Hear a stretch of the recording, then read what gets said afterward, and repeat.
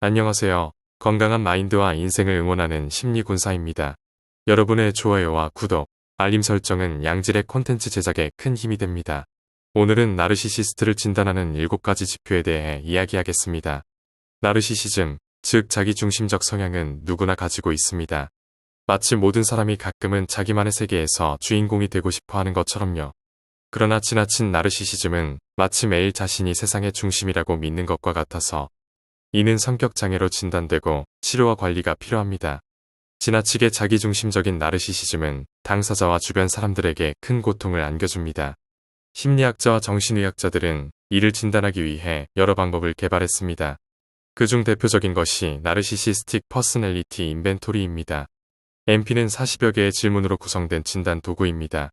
또한 닥터 라미니는 나르시시스트를 15개의 지표로 구분합니다. 하지만 40여 개의 질문이나 15개의 지표는 다소 많고 복잡할 수 있습니다. 그래서 저는 간단히 7가지 지표를 소개하고자 합니다. 이 7가지 지표는 미국에서 20년 넘게 나르시시스트를 상담하고 치료해온 전문 상담가 샌디 허치키스가 제시한 것입니다. 첫 번째 지표는 자격 부여하기입니다. 나르시시스트는 자신이 왕족처럼 특별한 존재라고 생각합니다. 이들은 타인도 자신을 특별하게 대우해야 한다고 믿습니다. 이러한 유아적 나르시시즘이 성인이 되어 나타나는 것입니다. 왕이 왕족으로서의 대우를 받지 못하면 분노하듯이 이들도 타인이 자신을 특별하게 대우하지 않으면 상처받고 분노합니다. 또한 타인에게도 특정 역할을 부여하며 자신의 비위를 맞추고 자신을 위해 존재하는 역할로 자격을 부여합니다. 두 번째 지표는 경멸감입니다.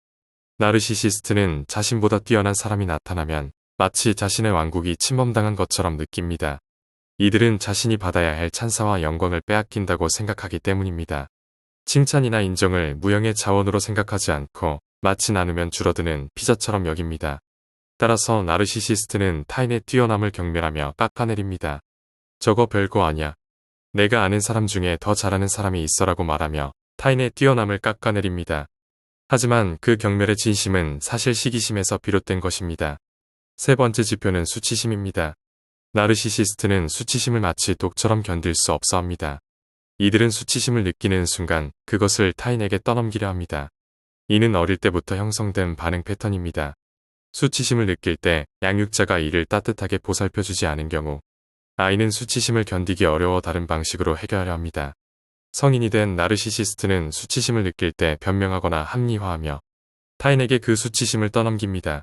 마치 독을 타인에게 넘기려는 것처럼요. 네 번째 지표는 끝없는 착취입니다. 나르시시스트는 타인을 마치 자신의 신하처럼 여기며 타인의 입장은 아랑곳하지 않고 자신의 입장만 고수합니다. 이로 인해 피해자는 자신의 인생이 송두리째 착취당하는 상실감을 느낍니다. 이는 나르시시스트가 타인을 공감하는 능력이 부족하거나 결여되었기 때문입니다. 공감 능력은 유아기와 유년기를 거치며 형성되지만 나르시시스트는 이러한 능력을 충분히 발달시키지 못합니다. 다섯 번째 지표는 마법적 사고입니다. 나르시시스트는 자신을 마치 마법사처럼 생각합니다.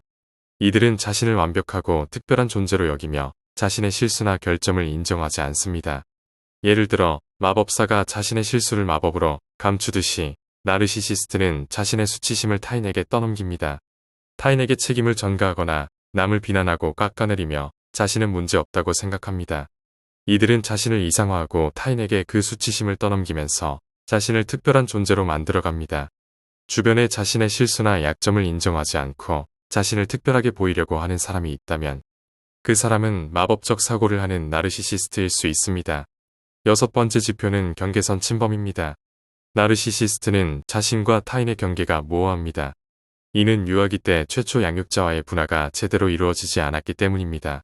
정상적으로 발달하는 아이들은 4에서 5세의 엄마도 개별적인 존재임을 인식하기 시작합니다. 그러나 나르시시스트는 이러한 인식이 부족하여 타인의 경계를 존중하지 않고 침범하는 경향이 있습니다.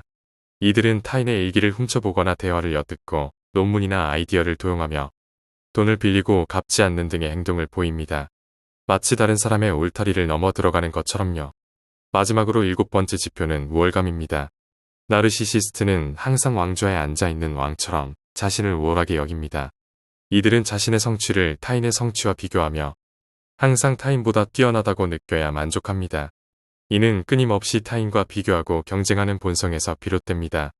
왕이 왕관을 잃으면 불안해하는 것처럼 나르시시스트는 누군가 자신을 앞서 나가면 견딜 수 없어 합니다.